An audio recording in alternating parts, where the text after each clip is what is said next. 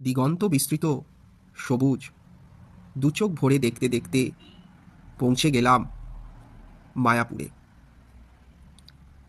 Mayapur ISKCON মন্দির। ওই দেখুন মন্দিরের চূড়াটি বাসটি একদম মায়াপুর ইস্কন মন্দিরের সামনে দিয়ে দাঁড়ানো। মনে করলাম বাস থেকে প্রবেশ করলাম কৃষ্ণধামে। এদিকে তো পেটে কিছুচোর দন দিচ্ছে, ভীষণ খিদে পেল। ভাবলাম দুপুরের খাওয়াটা কোথায় সারা যায়।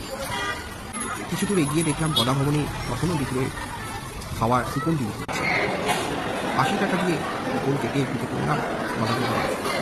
ভেতরে ঢুকে দেখলাম বুফে কায়দায় খাবার পরিবেশন করা হচ্ছে। সব কিছুই খুব ছিমছাম, ব্যবস্থাপনা বেশ ভালো। বসে পড়লাম খেতে।